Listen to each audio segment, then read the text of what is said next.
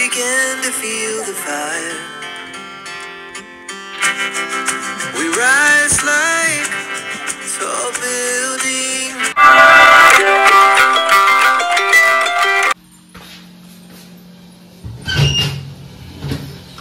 Good morning বন্ধুরা, কেমন আছো তোমরা সবাই? আশা করছি তোমরা সকলেই খুব ভালো আছো। আমিও বেশ ভালো আছি। সকালবেলা ঘুম থেকে উঠেই আগেই রান্নাঘরে চলে এসেছি। তুমি বড়রা সকালবেলা ঘুম থেকে উঠে একটু চা করো না। আমি চা করো বলছি, হ্যাঁ খালি ঘুম ঘুম পাচ্ছে।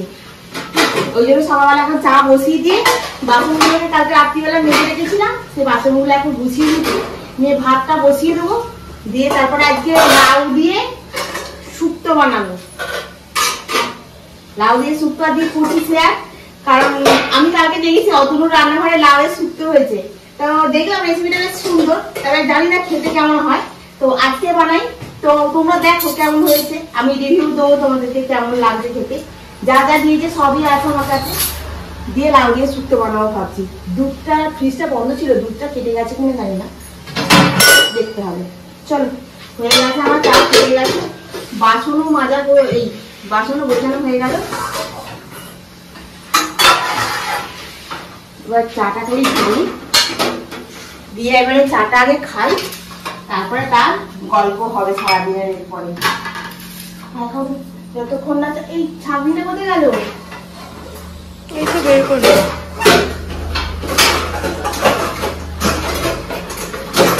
কথা বলতে বলতে ছাগনিটাকে ভেতরে ঢুকিয়ে দিস, খেয়াল করতে পারি না। হয়ে গেছে। আজকে এইটা করে চা করেছি, ওইটাতে করে করিনি আজকে। কেন কেন কি ওই ছিটকায়, ও তাছাড়া ওই বাসনগুলো তলায় ছিল রাখা, দূর বার করতে দেরি হয়ে যাবে, তার থেকে বরং ছেড়ে করে নিই।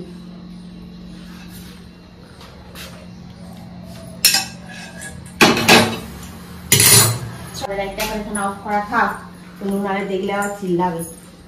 তুমি চিল্লাবে কি, তুমি আমার কিছু বেজেই ঘুরছে।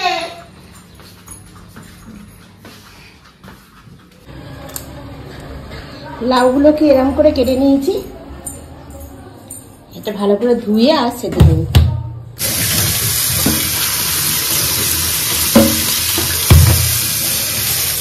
লাউটাকে হকিংসে সেদ্ধ দিলে হতো, কিন্তু আমি আর হকিংসে দিইনি। একটা ফুটে গেলেই নামিয়ে নেবো, একটুখানি নুন দিয়ে ভালো করে এটা চাপা দিয়ে একটুখানি সেদ্ধ করে নেবো। দেখো আমি আজকে বাড়িতেই তৈরি করে নিয়েছি পাঁচফোড়ন, কালো জিরে নিয়েছি, মেথি নিয়েছি, মৌরি এই জিরে নিয়েছি, মৌরি নিয়েছি, আর হচ্ছে এটা হচ্ছে রাঁধুনি। 5 রকম দিয়ে আজকে আমি বাড়িতে তোমার হচ্ছে পাঁচফোড়ন হচ্ছে। তো এইগুলোকে সব কটাকে একবারে মিশিয়ে নিই। অতটা মেথি দিলে তো তেতো হয়ে যাবে। তেতো হবে না। এত মিঠি মিঠি কেন, এটা মিঠি খাস কেন তো?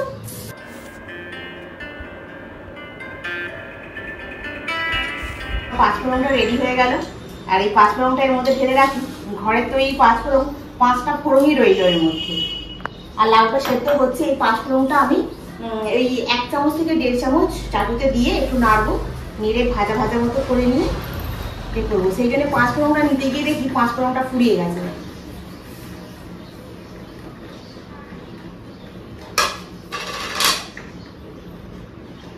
বাড়িতে সব রকম থাকলে, দোকানে গিয়ে কিনলে কিন্তু 5 ফোড়নের 5টা ফোড়ন থাকে না, কিন্তু বাড়িতে বানিয়ে নিলে 5টা ফোড়নের 5টা ফোড়নই পাওয়া যায়। এটা একটুখানি হালকা ভাজা ভাজা মতো হবে, আর সুন্দর একটা গন্ধ বেরোবে। ঠিক আছে, যেরাম যেরাম দেখিয়েছি আমি সেরামই রান্নাটা করছি। হামাদিস্তাতে নিয়ে এইভাবে একদম গুঁড়ো করে নেবো। এর মধ্যে দিয়েছি আদা, সর্ষে, পোস্ত, আর তার সঙ্গে দিয়েছি 3টে কাঁচা লঙ্কা।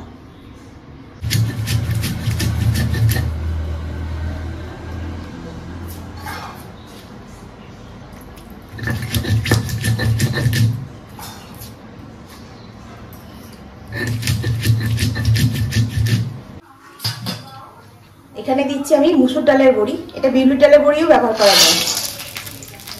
বড়িগুলোকে লাল লাল করে ভেজে নিয়ে তুলে নেবো। আমি এখানে মুসুর ডালের বড়ি ব্যবহার করছি, এখানে বিউলির ডালের বড়িও ব্যবহার করা যায়।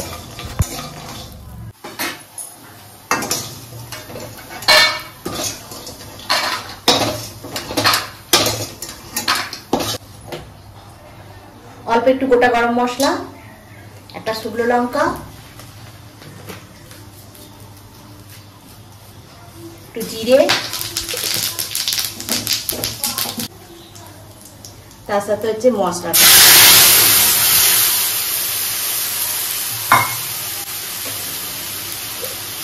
এর মধ্যে দিচ্ছি হলুদ, চিনি, নুন,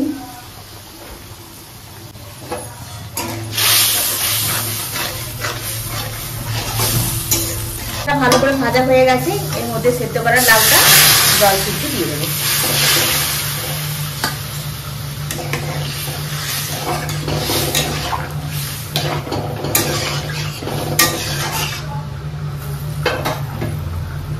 এর মধ্যে দিয়ে দিচ্ছি এবারে বড়িগুলো।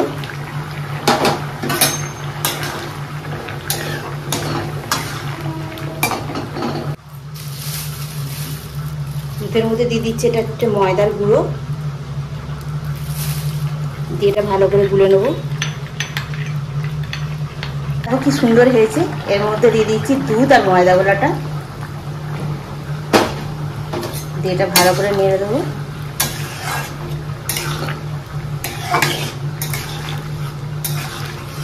এটা গুঁড়ো করে রেখেছি, মেথিটাকে ছড়িয়ে দেবো।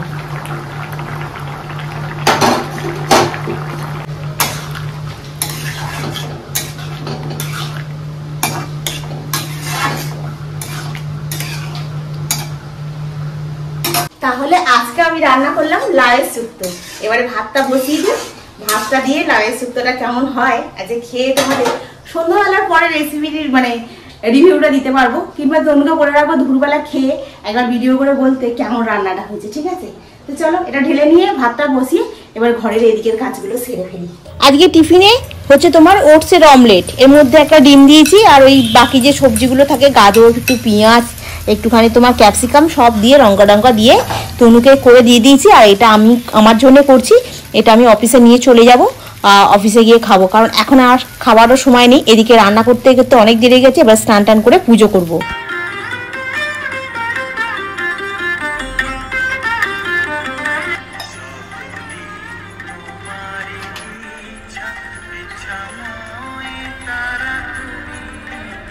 গুড ইভিনিং বন্ধুরা, সন্ধ্যাবেলা বাড়ি এসেছি, এসে মুখ ধুলাম, গোপালকে খেতে দিলাম।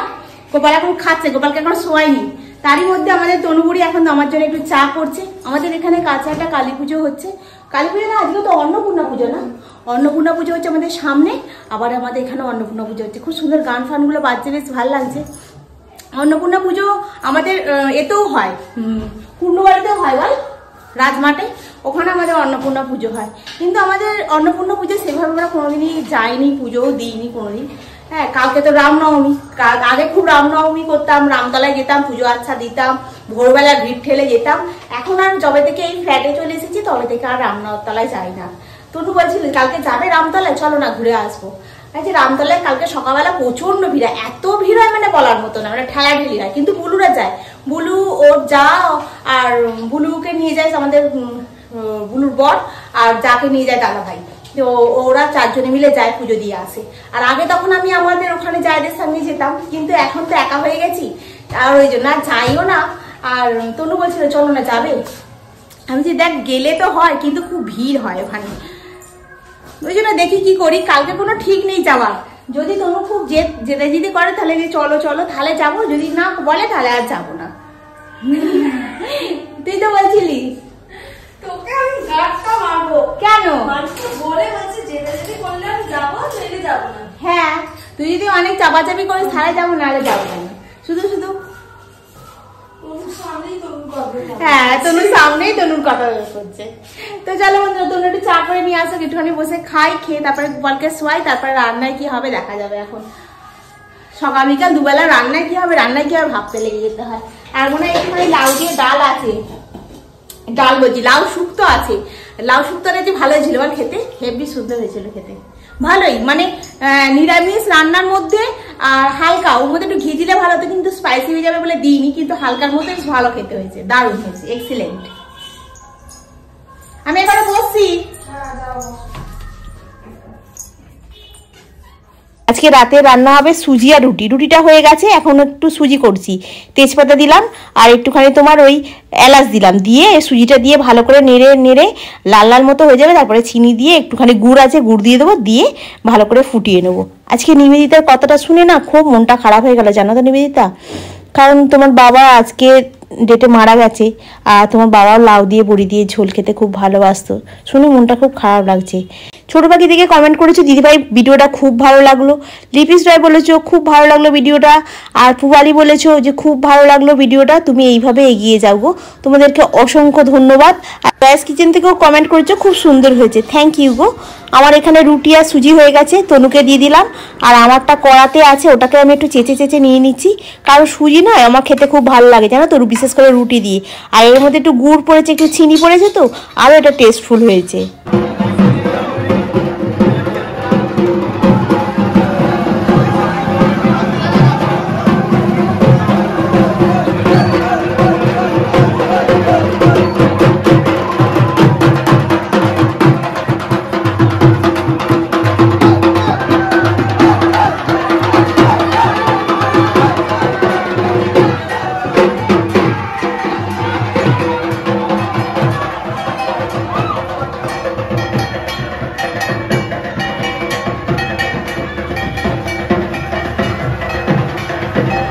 আরো একটা ঠাকুর আসছে, আর এই ঠাকুরটা গেল মা কালী, মা রক্ষা কালী গেল। আবার একটা ঠাকুর আসছে, আমার যা হুলিয়া, লোক নিচে নামলে ভয় পেয়ে যাবে, বলবে এই তো মা কালী যে বসে আছে এত বড়টা ঠিক করে। শাসক কাজে এই করছিলাম না, রিলস বানাচ্ছিলাম, সেই জন্য এই টিপটার মোছা হয়নি। আর এই রুটি ফুটি করে খাওয়া দাওয়া হলো, এই রাত্রিরে ঠাকুর যাচ্ছে, ওই জন্য চলে এলাম। এখানে দাঁড়িয়ে দাঁড়িয়ে সব ঠাকুরগুলো দেখতে পাওয়া যায়। তনু আর একটা ঠাকুর আসছে, দেখবি আয়। লাইটটা অফ করে দিয়ে দেখি।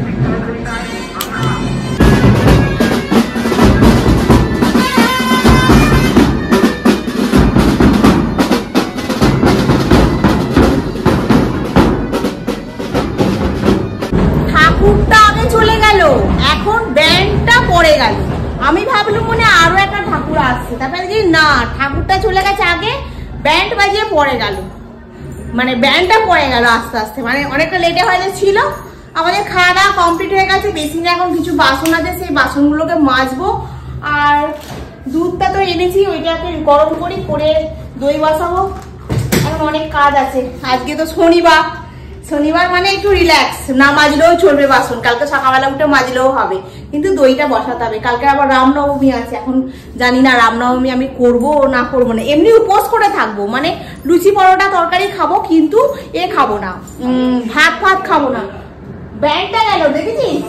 ও আমি ভাবছি মানে আবার একটা ঠাকুর আছে, তুই বলে অন্নপূর্ণা পুজো হচ্ছে এখানে, মা কালী পুজো হচ্ছে, রক্ষা কালী। আজকে তো ঠাকুরটা নিয়ে গেল পুজো করবে বলে। হ্যাঁ, তো ওখানে তো অন্নপূর্ণা পুজোই হচ্ছে। অন্নপূর্ণা পুজোটা তো এইখানে হচ্ছে, আমাদের আন্দুলে আর আমাদের এখানে। আরে ওই সাইডে একটা অন্নপূজোর পুজো হয়, হয় পুজো হয়, ডাকে নাম আজকে পুষ্পাঞ্জলি হলো। ও না, আমি জানি না তো। হ্যাঁ হ্যাঁ, ব্যান্ডটা গেল, আমি হচ্ছে অন্নপূর্ণা ঠাকুর যাচ্ছে, আবার একটা ব্যান্ড যাচ্ছে, আরো একটা ব্যান্ড যাচ্ছে, ওই জন্য আমি চলে এলাম ঘরে। আমি না, আওয়াজ হচ্ছে, আমার বন্ধুরা কথা বলে শুনতে পাবে না, তার থেকে বরঞ্চ চলে আসি। তো এইখানে যেটা ছিল, এটার মধ্যে একটুখানি ওই নিভিয়া লাগিয়ে নিয়েছি, নিভিয়া দিয়ে না এরম ভাবে একটু এ করলেই উঠে যাবে। এটা লিপস্টিক তো উঠে যাবে ঝট করে। আর কি বলতো, এটা এখন যদি এমনি শুকনো কাপড় দিয়ে বা কিংবা একটু জল দিয়ে ঘষা মাজা করতে যাই, উঠতে চাইবে না, ছিলে ছিলে যাবে। আর ওটা তো সেই লিপস্টিক, ওই যে কি বলে, আমি কথা বলার সময় ভুলে যাই, যাই হোক পরে মনে করলে বলবো। ওই লিপস্টিক দিয়ে পরলে কি বলতো অনেকক্ষণ স্টে করে গো ঠোঁটের মধ্যে, ভুলে গেছি এখন। যাই হোক, আজকে না ট্রেনের মধ্যে কি অবস্থা জানো তো, একটা বয়স্ক মানুষ, মানে 60 বছর বয়স হয়েছে, খুব বেশি না, কোনো সার্ভিস করছে, রেলে সার্ভিস করে, ওনার সঙ্গে আরেকজন যাচ্ছেন, মানে ওনার থেকে ছোট, মানে উনি হচ্ছেন ধরো এই কত হবে বয়স, আমাদেরই বয়সী হবে, যাচ্ছে সাথে করে। আর বলছে আর কি খেয়ে এসেছে জানি না, গুরুপাক জিনিসটা খেয়ে না এরম বসে বসে মুখ দিয়ে হু করে বেরিয়ে গেল, দিয়ে চোখ ফোক উল্টে গিয়ে এরাম হচ্ছে। আর একজন ভদ্র মহিলা বলছে ওনাকে ডাকো, এনার কি হচ্ছে দেখো। ও ছুটে এসে বলছে ও কবিতা দি তোমার কি হলো বলে চোখে মুখে জল দিচ্ছে, মাথায় জল দিচ্ছে। আমরা তাড়াতাড়ি করে ছুটে গেছি, গিয়ে চোখে মুখে জল দিয়ে মাথায় জল দিচ্ছি যে এবার সুস্থ লাগে। তারপরে উনি রেলে সার্ভিস করেন, সাঁতরাগাছিতে গাড়িটা থামতে ওনাদের ওখান থেকে একজন এলো, ডিপার্টমেন্ট থেকে লোক নামিয়ে নিল। যাই হোক, হ্যাঁ উনি হয়তো এখন সুস্থ আছেন, ভালো আছেন ভগবানের কৃপায়, কিন্তু এখন গরমটা এমন পড়ছে না বন্ধুরা, মানে বলার মতো নয়। আমরা ওই 9টা সাড়ে 9টার দিকে বেরোচ্ছি, তাই মুখে বেঁধে যাচ্ছি, তাই চিবির করছে। আর তো ক্লাসরুমে তো বসা যাচ্ছেই না, মানে 10খানা কম্পিউটার চলে, 10টা স্টুডেন্ট, তারপরে 2টো লাইট, মানে এত গলাগুলো চিরবির করে গো, কি বলবো। আর টাইট ফিটিংস পরে থাকলে না কি বলতো, ইচিংটা বেশি হয়ে যায় জানো তো, কি বলবো, খুব কষ্ট হচ্ছে এই গরমে।